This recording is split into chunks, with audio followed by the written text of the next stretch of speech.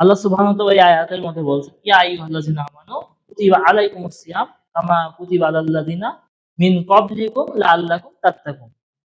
যে হে ঈমানদারগণ, তোমাদের উপর সিয়ামকে ফরজ করা হয়েছে ঠিক সেইভাবে যেভাবে ফরজ করা হয় তোমাদের পূর্ববর্তী লোকদের। তার মানে এই আয়াত থেকে বোঝা যায় শুধু আমাদের উপরে নয়, আগের যুগেও সিয়াম ফরজ ছিল। এক একজনের বিষয়ে সিয়ামের ব্যাপার কেমন ছিল সেটা কিছুটা কোরআন হাদিসে প্রমাণ পাওয়া যায়, আবার কিছু সিয়ামের প্রমাণ পাওয়াও যায় না। যেগুলোর প্রমাণ পাওয়া যায় তার কিছু কথা আপনাদের সামনে তুলে ধরার চেষ্টা করব ইনশাআল্লাহ। আগের যুগে সিয়াম ফরজ ছিল, তার মধ্যে যে সকল সিয়ামগুলোর কথা পাওয়া যায় তার মধ্যে অন্যতম একটি সিয়াম হচ্ছে মুসা আলাইহিস সালামের সিয়াম বা ইহুদীদের সিয়াম। ইবনে আব্বাস রাদিয়াল্লাহু তাআলা থেকে বর্ণিত, তিনি বলেন, আল্লাহ রাসূল সাল্লাল্লাহু আলাইহি সাল্লাম যখন মক্কা থেকে মদিনায় হিজরত করে আসলেন, আসার পরে দেখলেন ইহুদীরা আশুরার দিন মানে মহরম মাসের 10 তারিখে সিয়াম পালন করে। তখন আল্লাহ রাসূল সাল্লাল্লাহু আলাইহি সাল্লাম তাদেরকে জিজ্ঞেস করলেন, আচ্ছা তোমরা কেন এই দিনে সিয়াম পালন করো?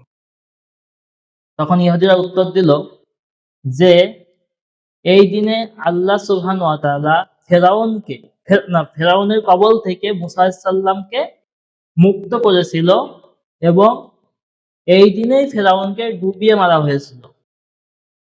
এজন্য তার এজন্য আল্লাহ শুকরিয়া আদায় করার জন্য আমরা এই দিন সিয়াম পালন করে থাকি। তার মানে বোঝা গেল মুসা আলাইহিস সালামের উম্মতরাও সিয়াম পালন করত, কারণটা কি? যে ফেরাউনকে আল্লাহ ডুবিয়ে দিয়েছেন এই শুকরিয়া আদায় করার জন্য। এখন আল্লাহ রাসূল সাল্লাল্লাহু আলাইহি ওয়াসাল্লাম বললেন, তোমাদের থেকে তো আমি তোমাদের থেকে তো আমি বেশি মুসার নিকটবর্তী। তো এই কথা বলার পর আল্লাহ রাসূল নিজে সিয়াম পালন করতেন তখন, এবং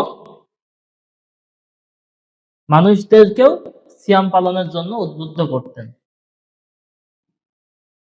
তাহলে বোঝা যাচ্ছে যে মুসা আলাইহিস সালামের উম্মতরাও সিয়াম পালন করত। আরেকটা সিয়াম এর কথা যেটা হাদিসের মধ্যে পাওয়া যায় সেটা হচ্ছে দাউদ আলাইহিস সালামের সিয়াম। এই সিয়ামটা দাউদ আলাইহিস সালামের উম্মতরা কিভাবে পালন করত এটার কোনো প্রমাণ না পাওয়া গেলেও স্বয়ং নবী দাউদ আলাইহিস সালাম তিনি সিয়াম পালন করতেন। আব্দুল্লাহ ইবনে আমর ইবনে আস রাদিয়াল্লাহু তাআলা আনহু বলেন, রাসূল সাল্লাল্লাহু আলাইহি ওয়াসাল্লাম বলেছেন, আল্লাহর নিকটে সবথেকে প্রিয় সালাত হচ্ছে দাউদ আলাইহিস সালামের সালাত এবং সবথেকে প্রিয় সিয়াম হচ্ছে দাউদ আলাইহিস সালামের সিয়াম। কারণ তখন আল্লাহ রাসূল বলছেন কি কেন প্রিয়? যে দাউদ আলাইহিস সালাম রাত্রের অর্ধরাত পর্যন্ত ঘুমাতেন। মানে রাতকে তিনি অর্ধরাত পর্যন্ত ঘুমাতেন, তারপর তিনি উঠে সালাত আদায় করতেন। আবার পরবর্তীতে সালাত আদায় করার পরে আবার কিছুক্ষণ তিনি ঘুমাতেন। তারপর উঠে তিনি আবার সালাত আদায় করতেন।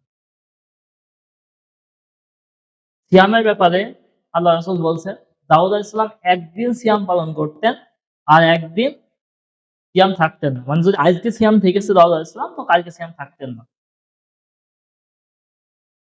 এজন্য আল্লাহর কাছে সবথেকে প্রিয় সিয়াম ছিল তার সিয়াম দাউদ আলাইহিস সালামের সিয়াম।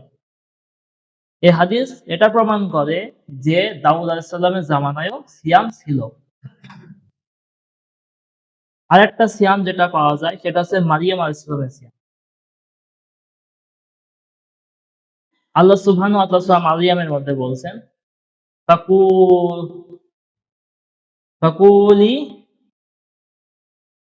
কুলি ইন্নী নাযারতু লিরহমাতি রাহমানি সাওমান ফালান উকাল্লিমা ইয়াউমা ইনসান ইনসা ইনসিয়া। যে যখন নাকি মারিয়ামের গর্ভ থেকে ঈসা আলাইহিস সালাম জন্মগ্রহণ করল, তো জন্মগ্রহণ করছিল কি এলাকার বাইরে না? আপনারা সবাই জানেন। যে ওখান থেকে চলে গেল, তারপর হচ্ছে একটা খেজুর গাছের নিচে আশ্রয় নিল মারিয়াম আলাইহিস সালাম। জানেন না ঘটনা? তো আল্লাহ তখন বললেন, হে মরিয়ম, তুমি খেজুর গাছে নাড়া দাও। তো খেজুর পড়লো, সেই খেজুর খেয়ে তখন সেখানেই বাচ্চা প্রসব হলো। তারপরে কি, যখন ওখান থেকে বাচ্চা নিয়ে যখন লোকালয়ে ফিরে আসবে, তখন আল্লাহ বললেন যে, হে মরিয়ম, তুমি মানুষদেরকে, কারণ কি মানুষজন যখন যখন দেখবে একটা অবিবাহিত নারী, যে কোনো বিবাহ করেনি এখনো, তার গর্ভ থেকে যখন সন্তান হয়েছে, মানুষ বিভিন্ন কথা বলবে না? তখন আল্লাহ সুবহানাহু ওয়া তাআলা আয়াতটাকে তখন রেহেম করলেন, ইলহাম করলেন মারিয়ামের উপরে, যে মরিয়ম তুমি এটা বলবে। আর সেই আয়াতটাই আল্লাহ সুবহানাহু ওয়া তাআলা আমাদের নবীকে জানিয়ে দিচ্ছে এই ঘটনাটা জানাতে গিয়ে, যে যদি তোমাকে কেউ কিছু বলে, তুমি বলবে, আল্লাহ তখন মরিয়মকে বলছেন যে তুমি বলবে যে আমি আল্লাহর জন্য সিয়াম পালন করার জন্য কি মানত করেছি, সিয়াম পালনের কি করেছি, মানত করেছি। মানতটা কেমন, যে আমি কোনো মানুষের সাথে কথা বলবো না। তার মানে বোঝা গেল মারিয়াম আলাইহিস সালামের যুগে যে সিয়াম ছিল, সেই সিয়ামের নীতি ছিল যে সিয়াম পালন করতে হলে মানুষের সাথে কথা বলা যাবে না। আচ্ছা, যদি আমাদের হইতো এমন যে সিয়াম পালন করছি, মানুষের সাথে কথা বলতে পারবো না, কি অবস্থা হইতো? সম্ভব ছিল? তো হাদিসের মধ্যে পূর্ববর্তী যুগের এই ৩ টি সিয়ামের কথাই পাওয়া যায়। আল্লাহ যেহেতু বলেছে আগের যুগের মানুষদের উপর সিয়াম ফরজ ছিল, এটা আমাদের বিশ্বাস করতে হবে। আর এই ৩ টি সিয়ামের কথা যেহেতু হাদিসে আছে, আমি আপনাদের সামনে তুলে ধরার চেষ্টা করলাম।